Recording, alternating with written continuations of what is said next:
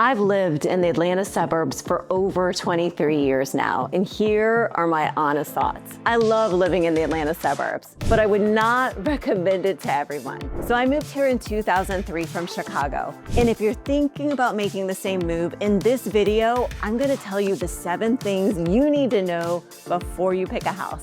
Once you're here, these things hit your time, your budget, and your stress level super fast. 2 houses, same price, same square footage, same granite countertops, but totally different lives. And most buyers don't realize it until after they've signed. Atlanta suburbs isn't just one place. It's a bunch of different towns, pockets, and micro areas that don't feel the same at all. You might find homes online that seem identical, but living in one versus the other can be completely different. And here's why. School assignment boundaries determine which schools serve a home, and that can change buyer demand and resale behavior. Fulton County School System has tools where you can plug in a home address and see your assigned school for the 25-26 year. Plus, they publish feeder pattern resources. 2 houses that look similar can have very different school clusters, and that affects everything from traffic patterns to how fast homes sell. And when we get into the micro markets later, I'll show you exactly how these school zones can create price premiums of 15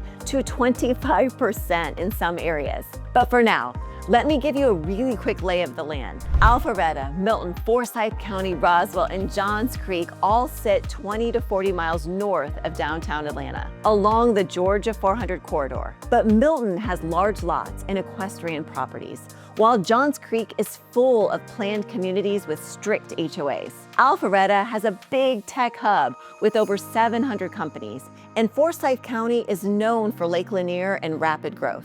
Roswell has a historic downtown and river access. They're all suburbs, but they're not interchangeable. Pick your work zones and must-do errands first. Then choose the suburb.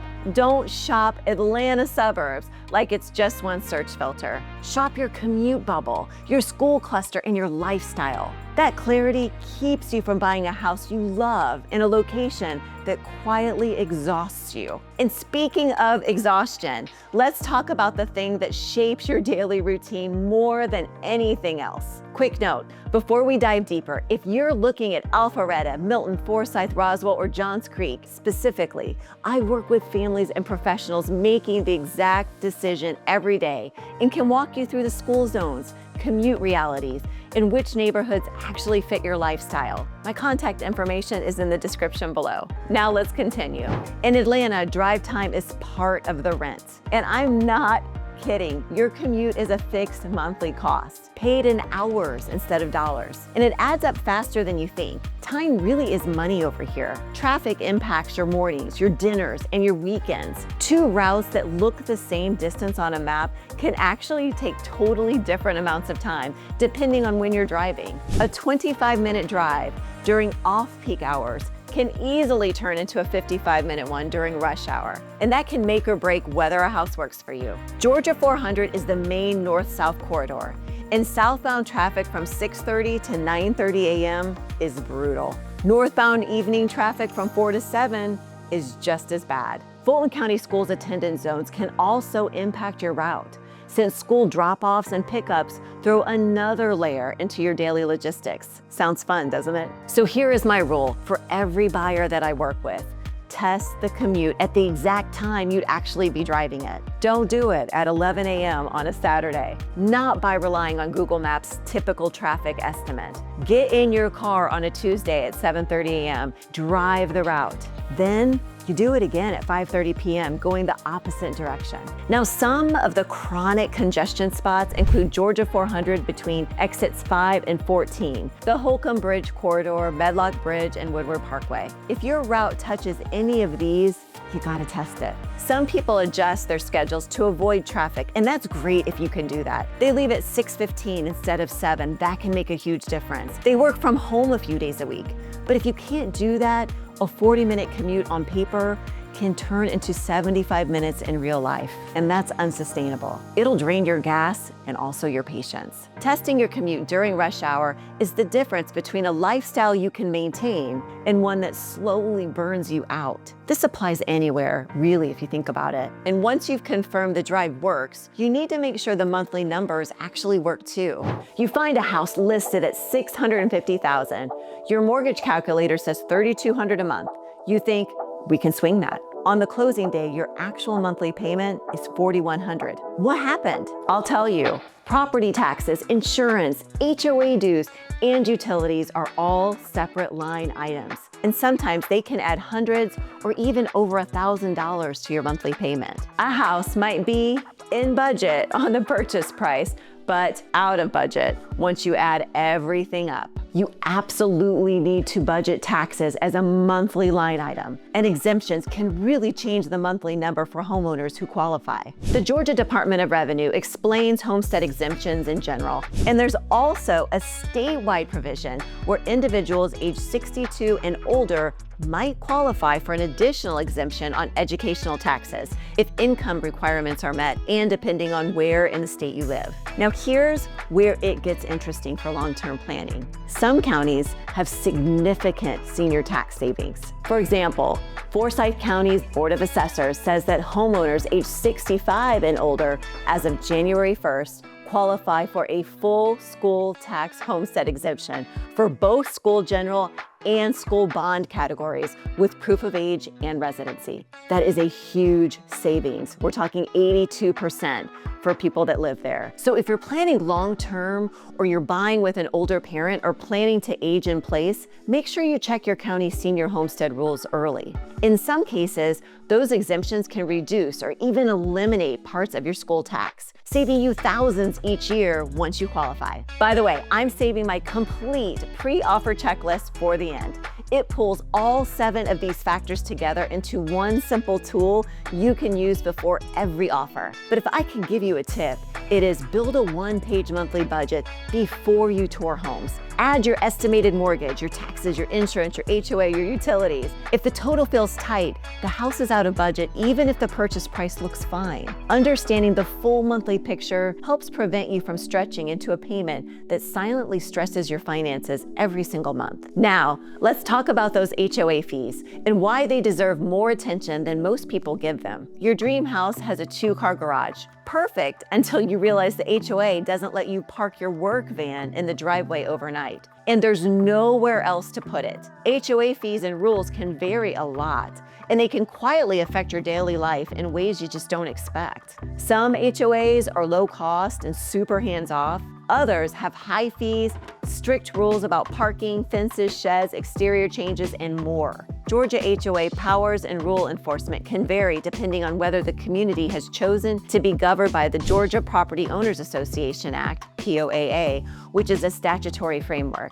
The point is, not all HOAs operate the same way, and the rules that affect your daily life can be more or less enforceable depending on how the community is structured. So here are the 3 questions I ask every time. First, what is the monthly or yearly fee, and what does it cover? Some HOAs include lawn care, pool access, trash pickup. Others just cover common area maintenance, and you're responsible for everything else. Second, what are the rules that would change my daily life? Can you park a boat in your driveway? Can you add a fence? Can you paint your front door a different color? Things like that. Third, can I see the current financials, budget, and any known or pending special assessments? Because sellers' disclosures can be incomplete. Georgia law has explicit resale disclosure requirements for condominiums. The seller must provide specific association documents and related materials. And those document packages can be extensive, let me tell you. So don't just take community disclosures at face value. Talk to the HOA directly if you can. Find out if there's a roof replacement coming, or a road repaving project, or a lawsuit that could trigger a special assessment. HOAs aren't bad, but buyers who assume all rules are reasonable or that fees are fixed often find themselves boxed in by restrictions they didn't anticipate. Asking these questions before you fall in love with a house helps you avoid choosing a home that doesn't actually fit how you live. And if you think new construction might be simpler because everything's brand new, let me walk you through why that's not always the case. What if you could skip the bidding wars and just build exactly what you want? Sounds simple, right? Well, here's the reality. The base price is almost never the real price once upgrades are added, and timelines can shift, which matters if you've got a firm move date. Builders show you a base price, but that usually includes builder-grade everything: basic flooring, basic countertops, basic fixtures.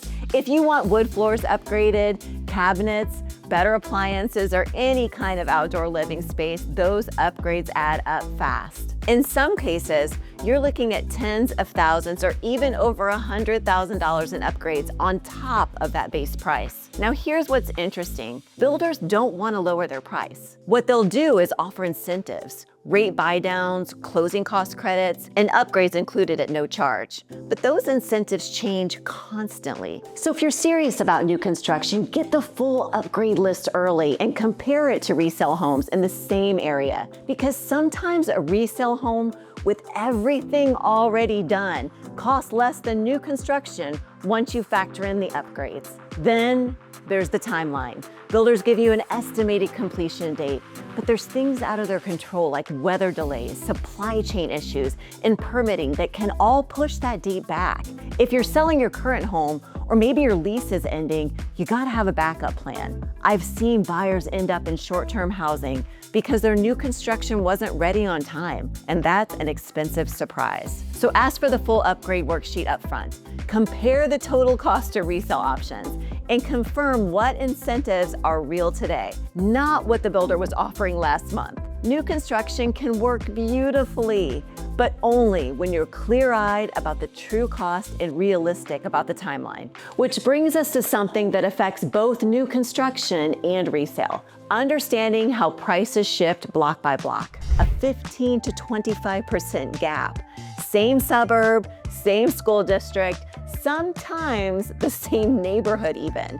The only difference, which side of an invisible line are you on? Prices can shift quickly from one pocket to the next based on your lot size, traffic access, school zones, and proximity to shopping. Some areas sell faster, others sit on the market longer, even in the same zip code. So remember those school attendance zones we talked about earlier?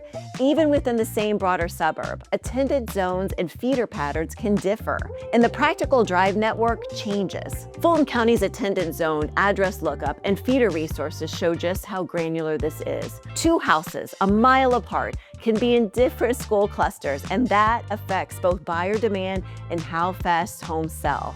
In Johns Creek, for example, the Northview High School zone commands a 15 to 25% premium over other areas. Homes sell faster, inventory is lower, and multiple offers are common. The Chattahoochee High Zone carries a 10 to 15% premium, and the Johns Creek High Zone is growing in reputation. So if you're comparing homes by price per square foot across the entire city, you're missing the bigger picture. And it's not just schools. Milton's median home price sits in the low to mid 7 figures, with typical homes ranging from the 7 figures to low to mid 8 figures, because large lots and equestrian properties dominate this market. Meanwhile, Forsyth County's median is in the mid 6 figures, with most move-up buyers in the mid 6 to low 7-figure range. Same metro area, different price dynamics. So here's my rule. Compare 3 to 5 sold homes within the same small pocket, not the whole city, definitely not the whole suburb. Look at homes on the same street or within the same subdivision, definitely the same school zone if possible. That's how you know if a listing is priced right, and it's how you avoid overpaying or underestimating what you need to offer. Understanding these micro markets is critical, but only if you've already done the work to confirm a location actually fits your life, which is exactly what my checklist is designed to help you do. My simple checklist before I say yes to a house. Here's what a few hours of homework can prevent: months of commute misery, thousands in surprise fees, and the slow realization that the house you bought doesn't support the life you wanted. Before I say yes to a house, either for myself or a client, I run through this checklist. It's fast, it's practical, it catches the things that don't show up in photos. First, commute test at rush hour. drive the actual route at the actual time, no shortcuts. Second, grocery, gym, and daily errands within a realistic drive time. If you're driving 20 minutes each way for groceries, that adds up fast. Third, monthly cost estimate, mortgage, taxes, insurance, HOA, utilities. And if you're planning long-term, check your county senior homestead rules early. Forsyth County and others offer exemptions that can materially reduce your tax burden once you qualify. Fourth, flood and drainage check. Even outside major flood zones, yards can hold water. Look at the grading. Check for standing water after rain. Ask neighbors if they've had issues. Fifth, internet options by street. Don't assume every street has the same speed or provider options. If you work for home, this matters. Sixth, noise check. Road noise, flight paths, train lines, event spillover. Drive by at different times of day and night and listen. Seventh, neighborhood rules check. What's the HOA fee? What does it cover? What are the rules that affect daily life? And confirm if the community is POAA governed when relevant, because that affects how rules are enforced. This checklist isn't about being picky, but protecting yourself from expensive surprises that turn a dream house into a source of daily stress. A few hours of homework prevent months and months of regret. The suburbs work when you choose them intentionally, not when you just follow the listings. Most people skip the homework and they pay for it in commute hours, in surprise fees, in neighborhoods that just don't fit their actual life. If you're serious about finding the right Atlanta suburb and the right house within it, email me at stephanie.patterson@coleteamrealestate.com or give me a call or text at 770-316-3110. I'll send you a personalized breakdown of which areas match your priorities and what's actually available right now. Let's make sure you're looking at the right places from day one. I've linked my video talking about where to live if you're coming to the Atlanta suburbs. It's required viewing if you're serious about the move. That's what I've got for you today. Thank you for watching. I'll see you in the next one.